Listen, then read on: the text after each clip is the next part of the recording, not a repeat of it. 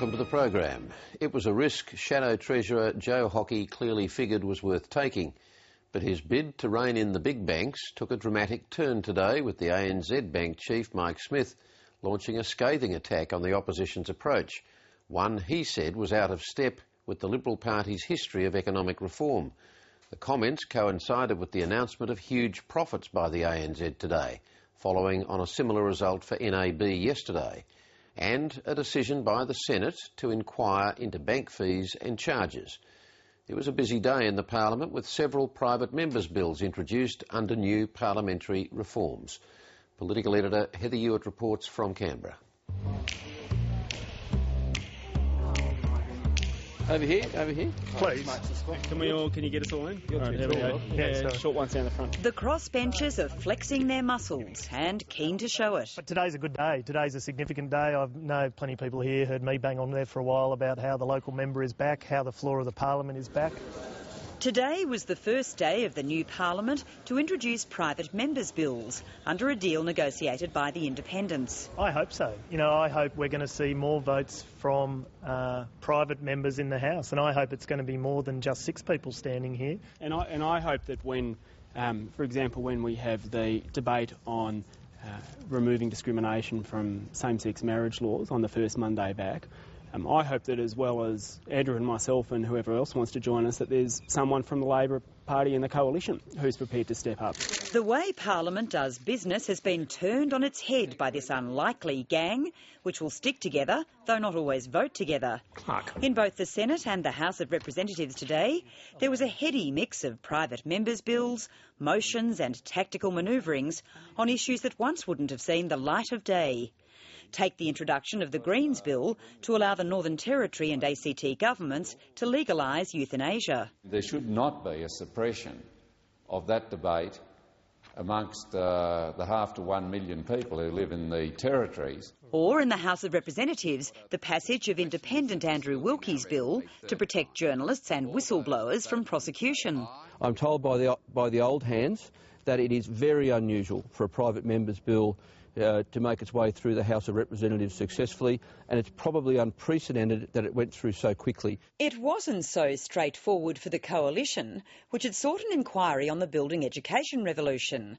But when it was time to vote, Education spokesman Christopher Pyne was nowhere to be seen. I think the noes have it. We've heard a lot of squawking from Christopher Pyne, but when it came to the substance, Christopher Pyne couldn't drag himself into the chamber to actually call for a vote on this legislation. This shows that their BER campaign has no substance, it's all about stunts. This looked to be a genuine stuff-up, though Christopher Pyne later called a short news conference to try to explain it this way. It became quite apparent to me at 8:30 this morning, having spent the week negotiating with the independents, that the motion, the bill on the judicial inquiry would not be successful. Which is disappointing, but obviously you give it your best shot, and it became quite clear to me that we didn't have the numbers. They didn't have the numbers either for a move to have the modelling and assumptions underpinning the Henry tax review released. That's because the Treasurer gave the crossbenchers legal advice and briefings on why this shouldn't happen, though he did promise to release some details. On that basis, I didn't see the need to support the motion anymore, but that would not have happened if we did not have the composition of the Parliament that we've currently got. The independents and Julia Gillard said that we were going to let the sunshine in. The first major test of whether the sunshine comes in, the release of all the documentation on the review of taxation, there was an eclipse. There was, however, a united approach in the Senate, backing a move by the Coalition and independent Nick Xenophon for a Senate inquiry into competition within the Australian banking sector. The hot topic of the parliamentary week, and even more so today, with the announcement of a massive increase in profits by the ANZ Bank. Look, in practical terms, the Senate Economics Committee will determine who the witnesses will be. I, for one, think it's important that the 4 CEOs of the 4 big banks ought to turn up and give evidence. If they say, as one of them did, that this is a political football, then I think it's important they justify their position, and they shouldn't have anything to fear from the scrutiny of a Senate committee wanting to get some answers to some pretty basic and serious policy questions. It is a good first step, but to have a comprehensive review of the banking system, the best outcome would be to have people that understand directly the banking system, are part of the banking system.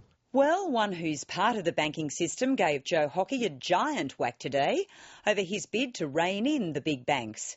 ANZ Chief Mike Smith accused the Shadow Treasurer of being out of step with his party's history of economic reform and ridiculed Joe Hockey's 9-point plan to boost banking competition. These things should be thought through and properly considered before people start talking about them, because I think it is a very dangerous mood.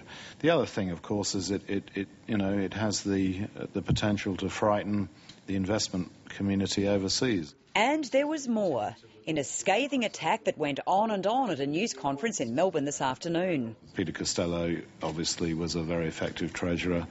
People like Malcolm Turnbull understand this stuff very well and I think are very credible. And it is a real shame that the liberal economic credentials have been somewhat hijacked by what is a sort of out there set of proposals. This whole idea of bank bashing, of having a go at an industry which is actually performing well and which Australia should be very proud of.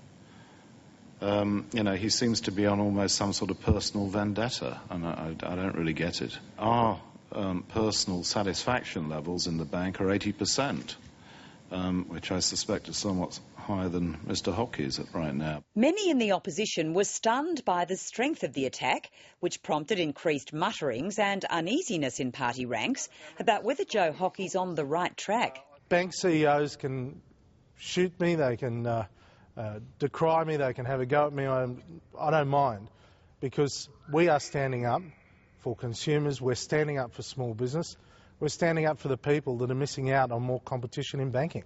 It's exactly a week since Joe Hockey launched his bank bashing campaign, and way too late to go back now. But he may need to do a fair amount of standing up for himself in the days ahead. Political editor Heather Hewitt.